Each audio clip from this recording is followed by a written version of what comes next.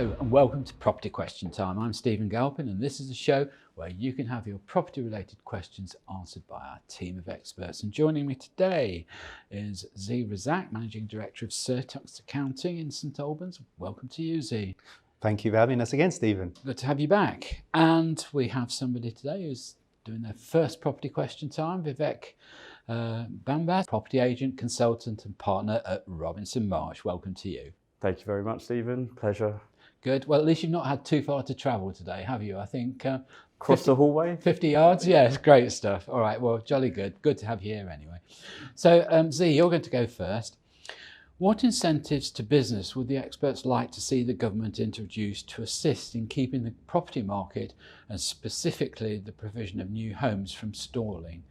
Is a change in taxation structure and stamp duty reductions actually the answer? Really good question. And as you know, with the financial situation that we're in the UK economy and probably across the world, but especially the UK, a lot of things going on. And I think we unpack that because there's a few elements to that. First of all, the changes in tax, just for the audiences, you've had stamp duty, land tax thresholds increase for first-time buyers and people buying the additional property. Has that really helped? Maybe a little bit. The incentive's not that much, but I think the bigger challenges around the tax on companies that's going to increase and personal tax. So when you're looking at the incentive side, you've got to look. Normally, historically, they used to get it balanced. That has not happened, and that's where I think I'm quite disappointed, and many people in the industry are disappointed. So from a property perspective, when we used to incentivize, we used to look at capital allowances. So one of the incentivizations was the super deduction, and that has not been extended apart from 31st of March 2023. So these are the things where I felt the government would, even though if they're increasing tax, incentivize people to invest in the economy. But it was a very single-sided budget from my perspective, or from my looking at. But look, as if I use your expression, if I may, sort of let's just unpack the question a little bit and how you arrive at an answer. You're an accountant, you advise businesses, you create strategies.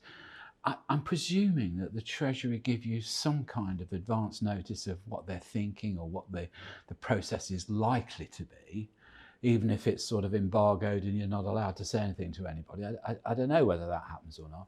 But I'm just struggling these days to understand how a business can make plans when the government seems to be going from left to right, you know, at a rapid rate of knots. How do you cope with it? How do you advise? Really good question. There's two parts to that. One, do we get prior knowledge? No. We do get some aspects of it when we're trying to have discussions about implementation, and this comes through the major accountancy organizations that have discussions, but it's normally when something's gone wrong. So that's first of all. Secondly, or they're lost on how to implement it. Yeah. And this happens quite a lot because they don't always think it through, and that's how I've been challenged, especially when they're trying to get a bit too clever how they're implementing stuff. Number two, which is a really good, how do we plan? This is the biggest challenge, and this is where we're speaking to business owners and they're like, 1 month it's this, 1 month's that. So we have to start looking at the underlying position of where things are going. If we know taxes are going to rise, we have to then think about what can we implement to make sure we minimize the tax position. That's where those strategies tend to be quite wise, how you do them, and smart, and that makes the big difference. If you don't do them, you're going to have problems. But obviously there's not. I mean, what taxation strategy you're advising or putting into place is probably going to work in the year after this one or whatever else. And again, if the policy starts changing more than once in that year, you've had it, haven't you? Really good point. I think it comes down to whether they're implementing it on the day of the budget, because that's what they've been doing historically, or are they waiting until the new tax year or following tax years? In the last one recently, that's been spread over those 3 areas. So you have to deal with the strategy and how that impact is. So I'll give you an example. They've changed the annual exemption for capital gains tax. Yep. People are like, Zee, what do you mean by that? When I sell a property, I get like a tax-free allowance for capital gains tax. That's the first time they've reduced it in living memory, and it's been frozen for so many years. So it's like a double whammy. So what I'm having a lot of property investors, especially, get in contact and saying, Zee, should we be selling this property before April 2023 when they start halving the allowance? It's currently 12,300. It's going to drop to 6,000, then 3,000 the following year, which is not great for the investor.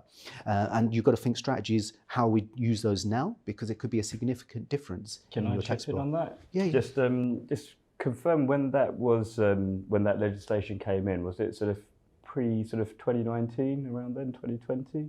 No, this is what was announced Literally in just the yeah. recent budget. And so with regard to some changes, though, I recall some of my investors who are sort of, they have heavily unencumbered portfolios. So what they had been doing is literally deleveraging, and in order not to be stung with high levels of capital gains over like the last 4 years. So that's why I was wondering, was it in the most recent budget, or was this a couple of years back? Because I remember there were some major changes or a bit of a shake-up to capital tax legislation or capital gains legislation, and the implications on vendors or landlords who, especially if they were unencumbered properties, more than likely they've owned the properties for a number of years, 30, 40, 50 years, having picked them up at peanuts at the rates we sort of see today.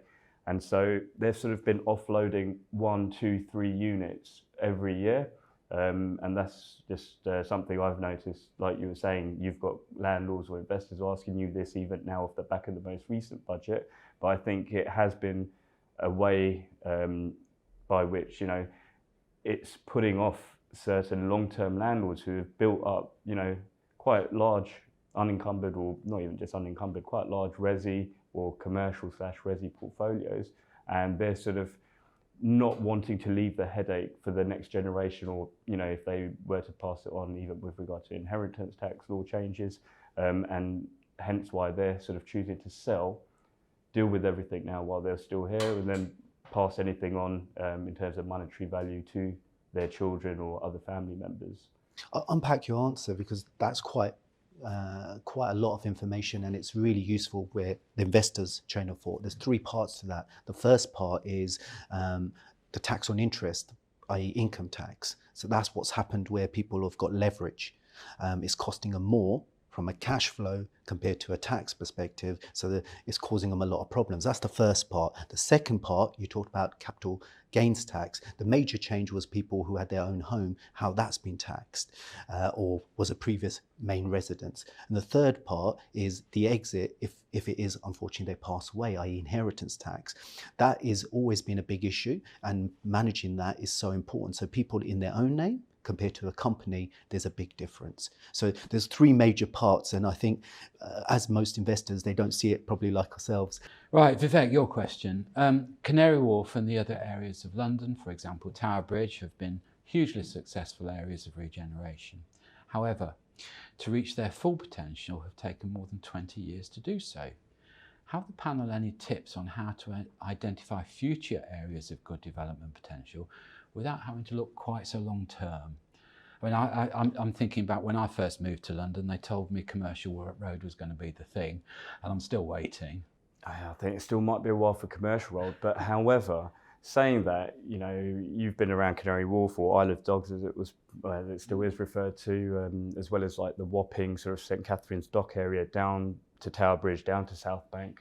And yes, it is apparent that there has been major regeneration and gentrification of these areas, even down towards King's Cross and further afield. But touching on Canary Wharf and in this locality, there were probably a handful of buildings that were in excess or higher than 20 stories, going back even as recent as the last 20 years. But 10 years ago, when Pan Peninsula and Landmark East and West Towers were the only 40, 50 story and above units that were in existence as residential blocks in this area.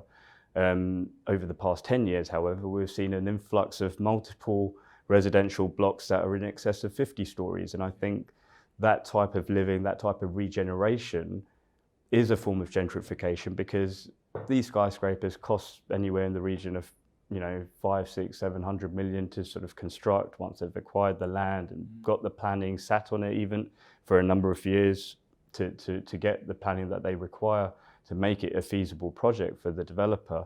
And I think that's what we've seen, especially along this part of Canary Wharf, along Marsh Wall and South Quay. But again, it's taken a long time, hasn't it? Yes, and they do say Rome wasn't built in a day. But at the same time, I think when you've got the combination of jobs, demand, retail infrastructure, transport infrastructure, again, these are all factors that you need for the uplift, for the capital growth. You know, Canary Wharf, I remember when there was 5 shops here, there was no Jubilee line, for example. You know, the DLR was sort of the way around the Isle of Dogs, which again, back then was a very different place. However, now, and I've heard the term soulless, you know, been attached to Canary Wharf over the years. I'd like to sort of think, especially over the last sort of decade, that's going to be a label that has less attachment to the area, just where I think in terms of lifestyle or balance of lifestyle, work, retail, and even raising a family within a riverside location in quite a, you know, we're in zone 2 over here, hopefully that may be reclassified one day. But you've not really got anything else quite like this in any other part of London. No. An area where they've tried to replicate something similar, and they've probably spent the best part of £10 billion doing it, and a lot of money from, I believe, Singapore backing it, is the power station, Battersea, yeah. Where you've pretty much got, you know, something where you could even compare to the Wharf. And again, that's taken a decade to deliver. I think you're right. I mean, I have to tell you, you know, 25 years ago, I did some work for the receivers on Canary Wharf when the bank said it'll never work. Was that just before the Qataris came in and swooped in and picked it up? Well before, when it was Imperial New York, yeah. And so I think we've all sort of seen the change. I think what it holds in store is, off the back of Brexit, for me anyway, we saw people looking at investment of, you know, pre-launch, taking floors in some of these new high-rise towers that you see around us, to not wanting to touch the market just due to uncertainty. And for some people, that uncertainty obviously creates opportunity. For others who, you know, they may want to stay away and keep their money in the bank or look at alternative investment. That's all we've got time for in this half of the show. So join me again after the break, when we'll be asking Viv and Zee more of your questions. Hello and welcome back to part 2 of Property Question Time with Vivek, Brahmbhatt and Zee Razaq. Welcome back, guys. Zee, your second question. Do the panel think the government is positively trying to do away with the smaller buy-to-let investors, with the recent tax changes favouring ownership in limited companies and larger sort of institutional investment companies, I suppose? Great question, Stephen. I think you've got to sort of break that into 2 parts. What's happening to people who are not in limited companies? 3 things, major things have happened. Stamp duty has gone up, obviously, previously, even though they've increased the bans recently, but it's still overall a negative impact for a small investor. Second bit is, when you've got the property, what taxes you're paying, the tax on interest. And thirdly, which is quite relevant, is exit, right? So when you sell a property, you had an annual exemption, which I think we were talking about before. That's reduced, so it's disincentivized people to own property in your own name. How has it become more incentive for a limited company? I think it's slightly more beneficial now for a limited company than it was before the recent announcements, but the structuring of the limited company is the big benefit for exit, i.e. inheritance tax, also the journey. But as we know, the government always change stuff, so corporation tax increase has actually sort of counteracted that. Do you think for the smaller investor, do you think the cost of running and supporting a limited company has any actual benefit by the time you've done your cash flow and whatever else? Because, I mean, okay, as an individual, you're probably going to need the support of managing agents and various other people, and maybe rent guarantee costs and things like that, whereas perhaps in a limited company it could be a bit more structured. There is, but you have to counter that with the savings. So if we just use one aspect, i.e. the tax on interest, right? And I'll give an example. If I was earning a job, I got 40,000 for my job, and my property income, less all the expenses, excluding mortgage interest, was 20,000, and the mortgage interest was 10,000, right? So if I add that up, 40 plus 20 equals 60. If you take the mortgage interest before the changes, it would have been 50,000 because you just deduct it. But now my income is based on 60,000 with a little tax credit. So what ends up happening is, if I got a 20% tax credit, I'm actually only getting a saving of £2,000, whereas before I was getting a saving of 4,000. But just by moving from your name to a company, you just save 2,000 on your interest costs. So we can't, we have to look at the whole picture. Is there a benefit? And you can offset more stuff in a company, and is IHT planning more effective in a company than in your own name? So if I look at the journey and the exit, the company is more beneficial considerably now. Okay. And if you're, again, a small individual investor, and you think, well, okay, this seems to be the way the government are pushing us, so I'll go with the flow, I'll convert into being a limited company and put some structure into what I'm doing. Is the cost of that prohibitive, or any downsides or upsides in doing that? It really depends on your situation, what your costs are, what your income is, because you have to look at the overall tax position. So when it's in your own name, it's sometimes simplified, but it's quite costly. You just look at personal tax because you get taxed on no matter what your profit is. Or as we said, the cash flow aspects.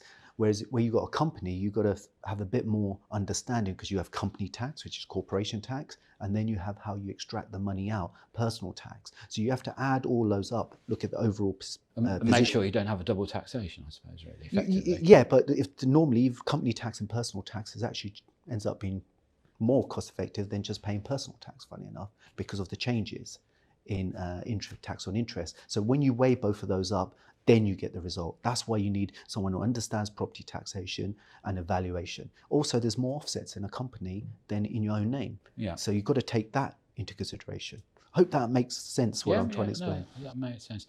Have you come across this with your investors? Yes, I most certainly have. And it was actually when I first started in the industry, met this chap who obviously said he's going to put me in touch with his boss, who owns a few properties, he told me, and literally sent the email he asked me to send, and I received a property list back for about 30 instructions, and they were only rentals, but at the time, paying a good fee, we were like, it's not too bad, it's quite good for the business. However, one thing I noticed, the landlord of these properties were obviously this group. However, on the information I had with regard to each address, and this is going back to sort of 2008, and I'm sure he had set this up well before that, was each entity had its own limited company as the owner or the landlord it was attached to. So say if it was number 10 Marsh Wall, the owner on paper or on land reg would be 10 Marsh Wall Ltd, for example, and this was across his whole portfolio. Came to light that one of his other partners was actually his accountant, and obviously I believe that would have helped. Well, he was sort of preempting any sort of taxes that he'd be sort of liable for, and he had structured it in a way where it would be of most benefit to him. And going back to the point that was just asked, and your feedback, that your answer there, I think the government are making it more difficult for the sort of smaller sort of investors or buy-to-let landlords who maybe have up to about half a dozen, 10 properties to sort of manage their taxes or their affairs without sort of overcomplicating things. Whereas someone who's in a position where they've got sort of 20 units or more, they're going to sort of seek advice wherever they can. And once they've set up that structure, they can then still be acquiring without having to worry about any new tax implications as such. I'm not saying they don't worry, but they'll address it as and when, because let's face it, there's a solution for every problem. Okay, thank you for that, Zee. So Vivek, your next question. Has the opening of the Elizabeth line across London actually had any identifiable and upward trending values in associated areas of the cross-London route? That's a fantastic question. Right. I think everyone was waiting for the Crossrail. Obviously, it was slightly overdue, but we got there in the end. I would say there have been definite growth spots across London, but the majority of the growth was taking place whilst everything was still under construction. There has been, visible growth in areas such as Canary Wharf, I'd say, even Greenwich, obviously, where they've put, another stop there, and they've built a whole new station, which has allowed that side of the river to obviously be linked up to this side, which, again, commuting from that side, from Greenwich into Canary Wharf, you'd have to maybe change, I think, on 1 or 2 DLRs, which would just add a little bit onto that journey time. And Greenwich has always been a bit difficult, hasn't it, sort of commuter-wise? Just where it's south of the river, well, connecting it up to this side after having Royal Borough status, I think it's just sort of definitely enhanced, sort of 2018 prices compared to 2014 prices. You can see light and day between them. You're probably talking like more than 30%, especially like the old Victorian properties down from Greenwich down to Blackheath. Demand for those has gone through the roof even now, because where else can you really pick up, I wouldn't even say affordable anymore, can't really refer to it as that, but affordable period Victorian properties within sort of a London postcode. Same with Canary Wharf to Liverpool Street, for example. It was a bit of a tricky, like logistically, it's less than 3 miles or 2 miles from here, but it was always a little bit tricky to travel or commute there. By having Crossrail sort of going via, the route it does back through to Liverpool Street and even Farringdon, it's just helped connectivity across the capital. And wherever that happens, especially where there's residential property, again with jobs, again with retail or commerce, it always seems to add capital growth over the years. I think perhaps the idea where people look back over time and think, does it make a difference where the railways go? I mean, when we talk about Canary Wharf here, and you go back 25 years, I mean, there was no public transport here at all. And so when the DLR came along, it was wow, it was fantastic. But I think that was a bit of an exception, really, wasn't it? So I just don't think it actually works as a principle right across the city. I think you're right as well. Just to pick up that point on residential properties, in the City of London, not that much residential as you cross the city and go towards the West End. It's only when you get out towards Ealing or those sort of places that the residential builds up again, isn't it?